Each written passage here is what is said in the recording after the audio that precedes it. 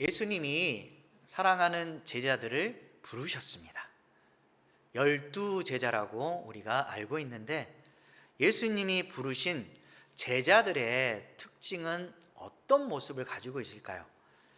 우리가 나름대로 생각해 보면 엘리트나 예수님 보시기에 상당히 뛰어난 능력을 갖췄을 거라고 생각하는데 그게 아닙니다. 그들은 사회적인 지위나 능력이 탁월하지도 않았습니다. 그리고 율법이나 종교적인 지식에 있어서 뛰어난 그런 모습을 갖추지 않았습니다. 그러면 도덕적이고 신앙적인 모습은 어땠을까요? 도덕적으로도 깨끗하지 않고 종교적으로도 완벽하지 않는 평범한 사람들이었습니다. 어찌 보면 그들의 직업을 보면 어부나 세리나 사회적인 소외자로서 우리가 볼 수 있는데, 오히려 부족하고 연약한 사람들이 예수님의 제자가 되었습니다.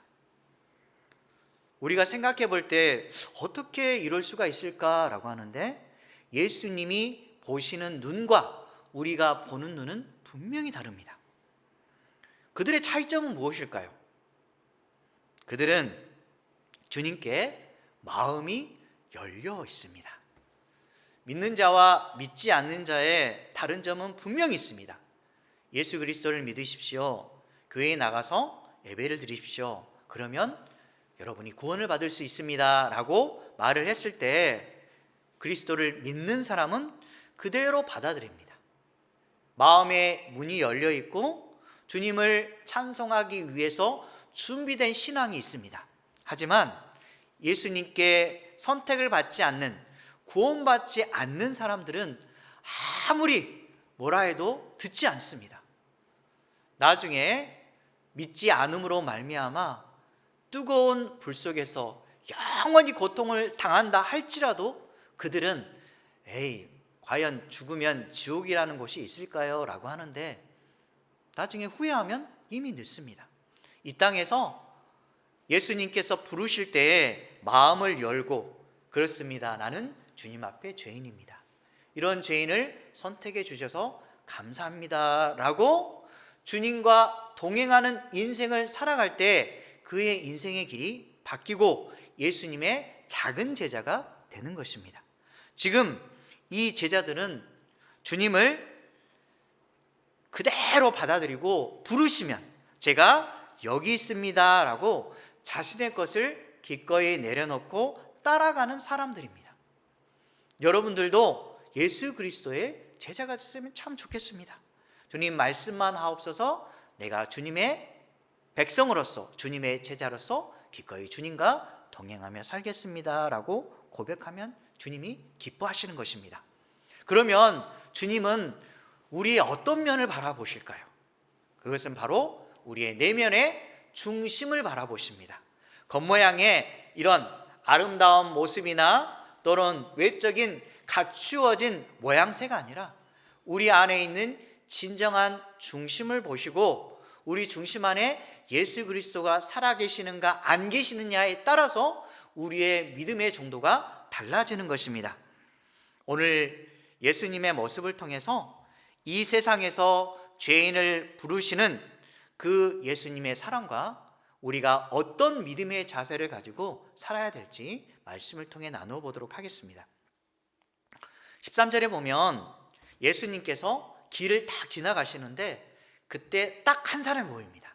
그 사람은 바로 마태입니다. 여기 보면 레이라고 나와 있는데 마태복음의 저자인 마태를 보십니다. 마태는 세간에 앉아 있는데 그의 모습을 보고 나를 따르라 라고 예수님께서 말씀하십니다. 여러분이 마태의 입장이라면 어떨까요? 자신의 직장에서 열심히 일을 하고 있고 거기에 앉아 있는데 예수님께서 사랑하는 아들아 나를 따르라 라고 하면 아마도 미쳤습니까? 내 일 바쁜데 당신을 왜 따르냐뇨, 나는 당신을 믿을 수가 없습니다 라고 아마도 외면할 것입니다. 그런데 너무 놀라운 것은 마태는 예수님의 음성을 들었습니다. 사실상 마태의 직업은 세리였습니다.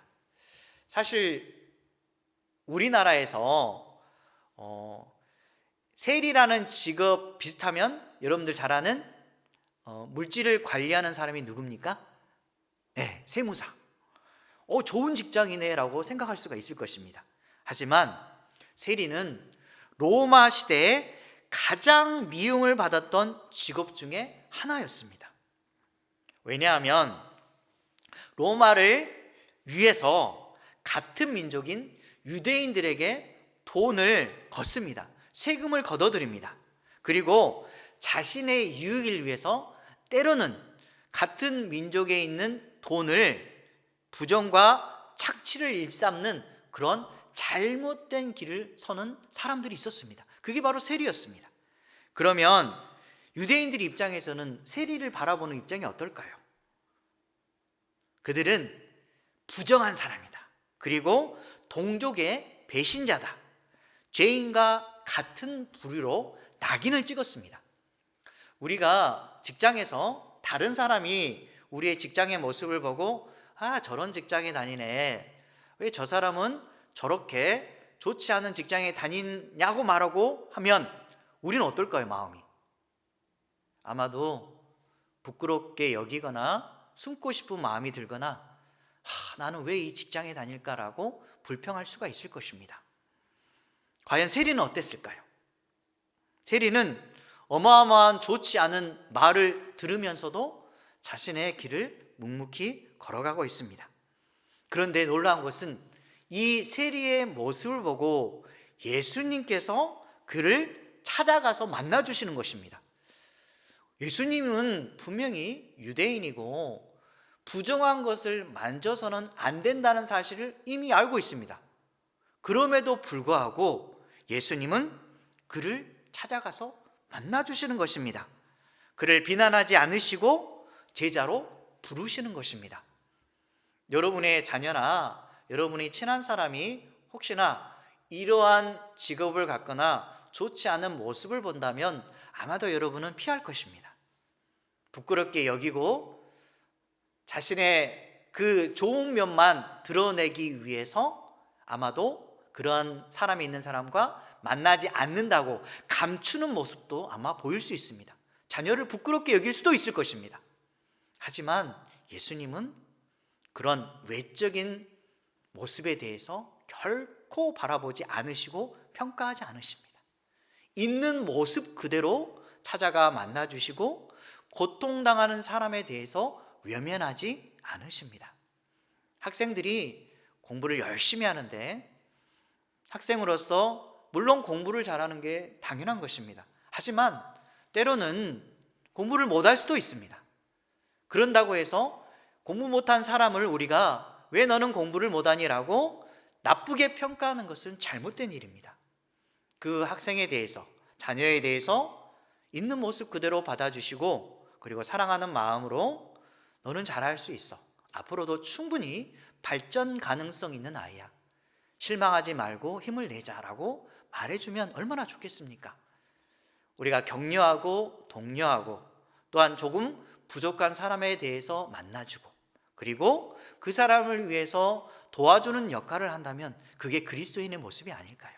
항상 여러분은 주변에 있는 사람에 대해서 외적인 평가만 하지 마시고 내면을 바라보시면서 깨끗한 그의 영혼의 동료자와 격려자가 되시기 바랍니다. 예수님이 바로 이런 분이십니다. 그러면서 그 마태를 보고 나를 따르라라고 말하는 것입니다. 사실상 세리인 마태는 얼마나 놀랐을까요? 분명히 유대인들이 싫어하고 미워하는 자신의 모습인데 자신을 따르라고 하는 그 예수님. 주님은 사람들로부터 좋지 않은 시선과 외면당하는 사람을 만나주시고 위로해주시고 필요한 일꾼으로까지 삼아주십니다.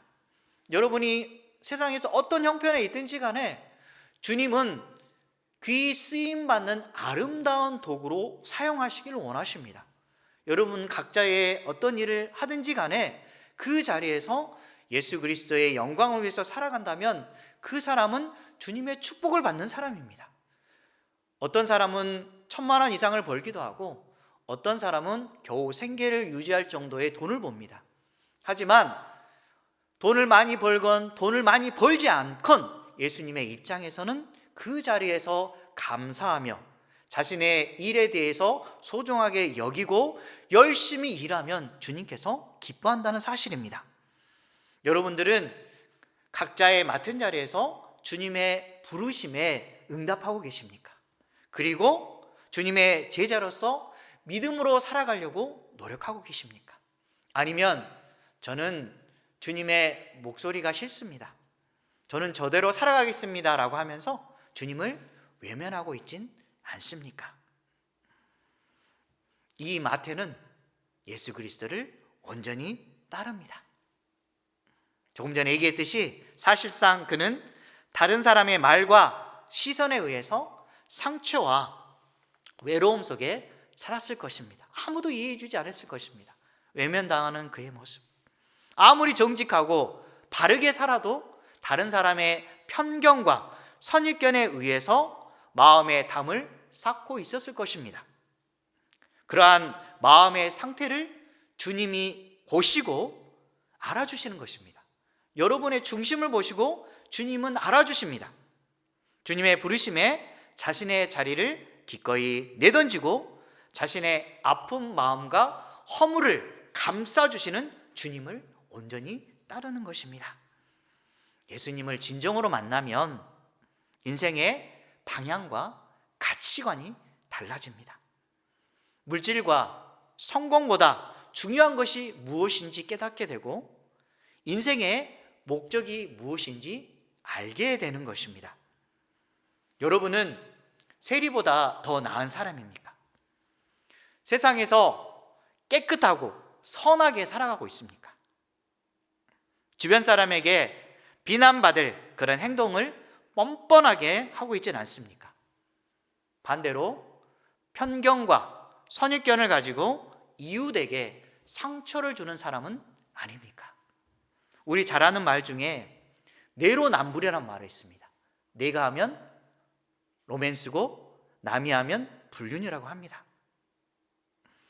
상대방의 죄는 크게 말하면서 자신의 죄는 합리화시킵니다. 내가 이 정도 했는데 뭐가 잘못이야? 라고 하면서 자신은 거룩하고 깨끗한 사람인 척합니다. 하지만 우리 모두는 주님 앞에 죄인입니다. 저를 비롯하여 여러분들은 하나님 앞에 부끄러움이 많은 많은 죄를 저지르는 죄인입니다. 저는 많은 죄를 지은 적이 없습니다.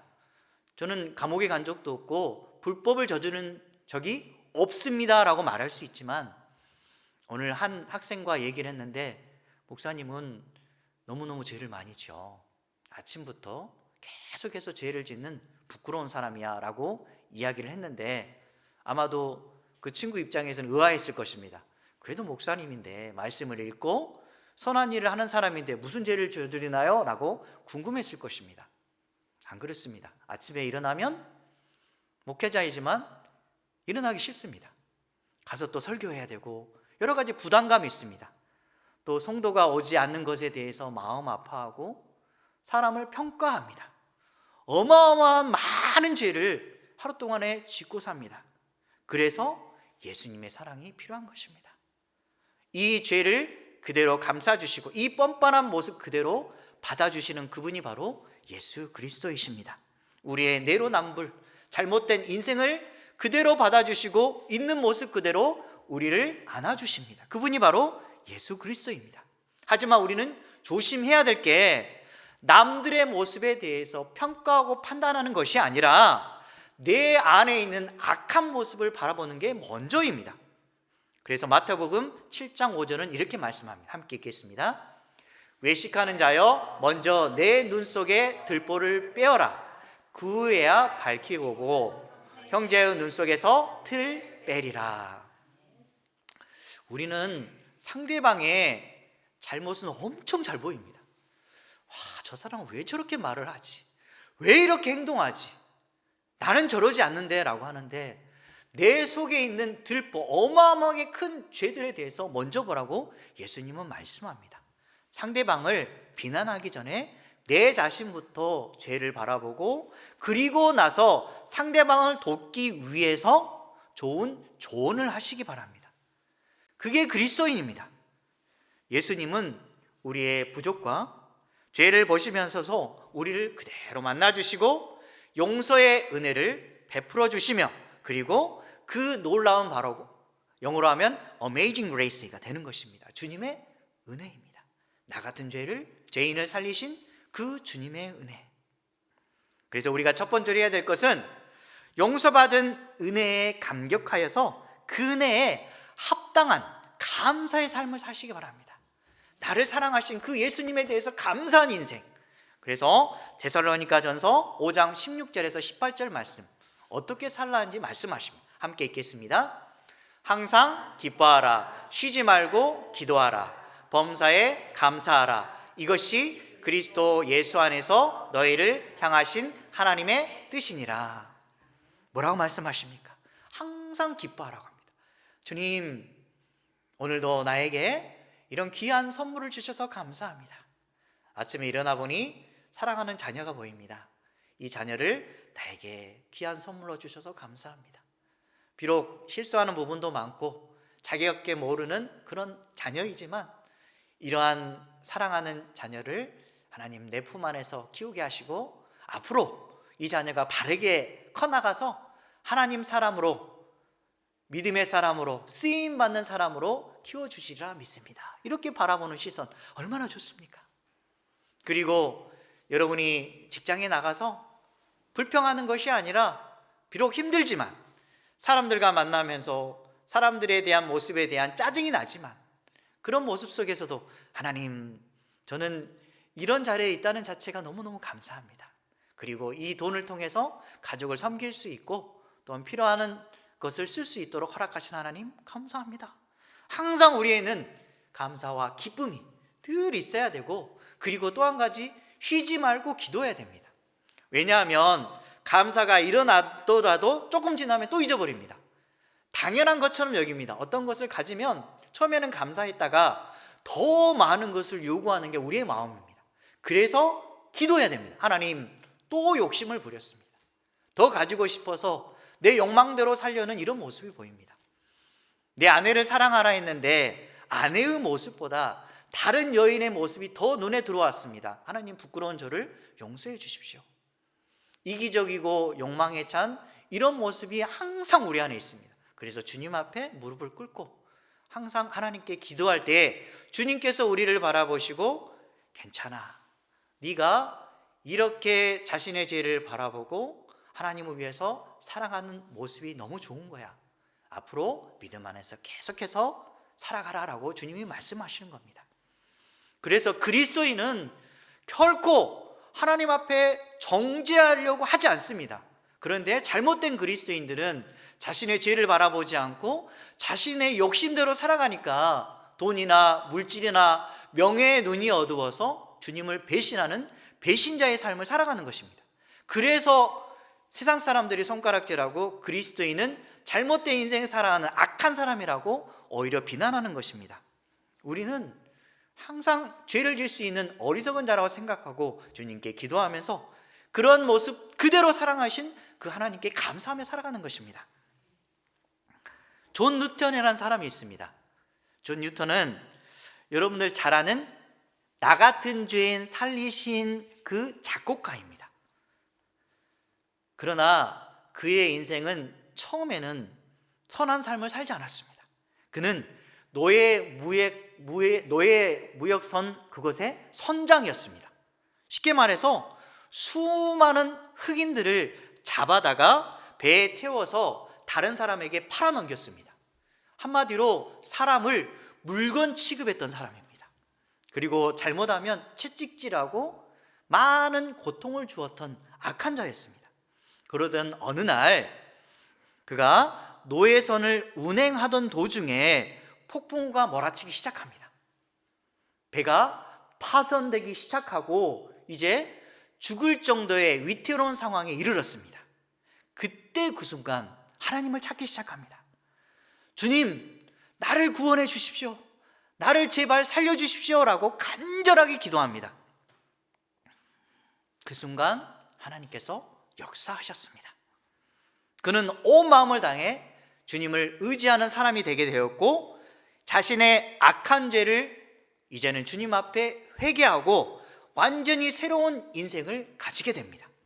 결국 이후에 그는 목회자가 되고, 그리고 노예제 폐지 운동에 반대한 사람이 됩니다. 처음에는 노예를 팔아서 자신의 이득을 취하는 사람이었는데, 자신의 죄를 깨닫고 나서는 이제는 노예제가 얼마나 노예제도가 잘못됐는지 그가 알고서 노예제도를 폐지해야 된다고 강력히 주장하는 사람이 되었습니다. 그래서 그가 이후에 쓴 이 찬송이 바로 Amazing Grace, 나 같은 죄인 살리신 주은혜 놀라워라 라고 그가 작곡한 것입니다.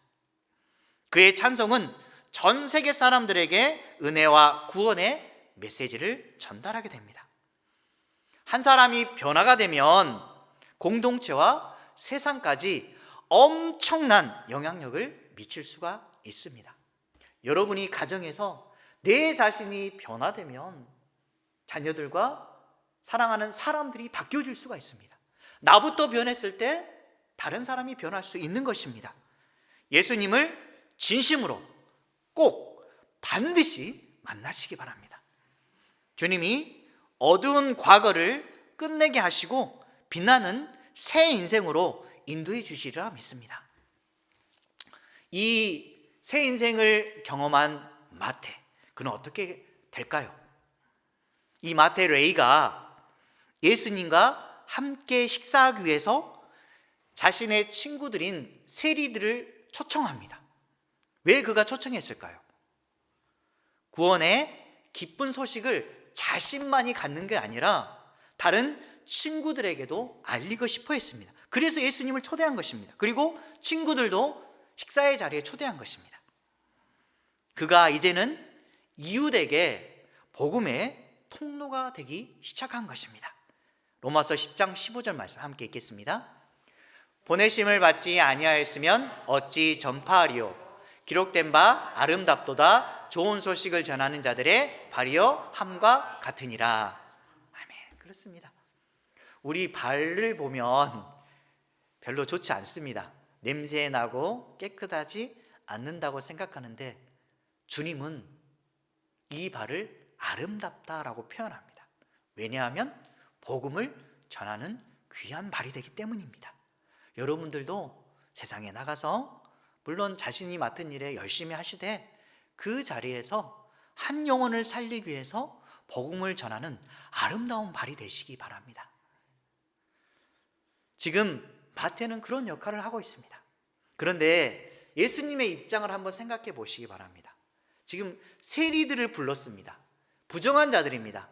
예수님은 그 식사 초대에 응하지 않을 수도 있었습니다. 하지만 예수님은 다른 사람들의 시선을 아랑곳하지 않고 그들의 식사 초대에 그대로 응했습니다. 분명히 주변에 있는 유대인들이 보고 있습니다. 특별히 바리새인의 서기관들이 완전히 매우 눈처럼 지켜보고 있습니다. 왜 그럴까요? 부정한 자와 함께하면 부정한 자가 되기 때문에 예수님을 어떻게 해서든 고발하고 싶고 그분의 잘못에 대해서 다른 사람에게 낱낱이 고발하고 싶은 게 그들의 악한 마음이었습니다. 그러면서 세리 및 제자들과 함께 먹는다고 하면서 못마땅해 하며 제자들에게 말합니다. 이 바리새파 서기관들이 왜 당신의 사랑하는 예수님은 이러한 더러운 자, 부정한 자들과 함께 합니까? 라고 말을 합니다. 그들의 내면을 한번 보십시오. 그들은 사실상 자신들은 깨끗하고 예수님과 그의 제자들과 세리들은 악한 모습을 가지고 있다고 하면서 자신은 거룩한 마냥 평가하고 있습니다. 그리고 상대방은 악한 자라고 단정짓고 있습니다. 여러분은 그렇지 않습니까? 나는 깨끗한 사람입니다. 하지만 다른 사람은 악합니다. 다른 사람이 나를 힘들게 했지 저는 다른 사람을 힘들게 한 적이 없습니다 라고 생각하는데, 다른 사람의 입장에서는 내가 악한 사람들에게는 오히려 잘못된 사람으로 비출 수가 있습니다. 왜냐하면 우리가 상대방의 마음을 아프게 하면 나도 마찬가지로 상대방의 입장에서는 악한 자가 되기 때문입니다. 항상 우리는 그래서 조심해야 됩니다.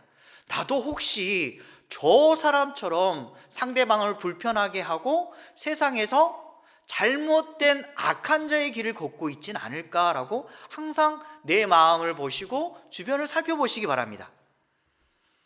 예수님은 이런 모든 사람의 모습에 대해서 다 아시고 계십니다. 우리의 악한 마음도 그대로 보십니다. 그래서 예수님께서 그들의 생각과 마음을 보시고 이렇게 말합니다. 오늘 마지막 말씀처럼 건강한 자에게는 의사가 쓸데없고 병든 자에게야 쓸데있느니라. 나는 죄인을 부르러 왔다라고 말합니다. 의인을 부르러 온 것이 아니라 죄인인 우리를 부르러 왔다고 합니다. 그러면 우리가 생각해야 됩니다. 교회에 모인 사람들은 다 누구입니까? 의인이 아니라 모두가 죄인입니다. 죄인을 부르러 예수님은 오신 것입니다. 우리가 병원에 가면 의사가 있습니다. 의사가 육체의 치료자이듯이 예수님은 영혼의 치료자이십니다. 병원에 환자가 많습니다. 그러면 교회는 어떨까요? 교회는 영혼을 치료하는 병원이기 때문에 당연히 죄인들이 많은 것은 우리가 당연하다고 생각해야 됩니다. 그런데 우리가 교회에 딱 보면 생각지도 못한 사람들이 많습니다. 이해되지 않는 부류의 사람들이 보입니다. 그러면 우리는 나름대로 왜 이런 사람이 교회를 다니지? 왜 저 같은 사람이 있어서 교회를 힘들게 하지? 라고 생각하는데 사실은 교회는 영혼의 병원입니다.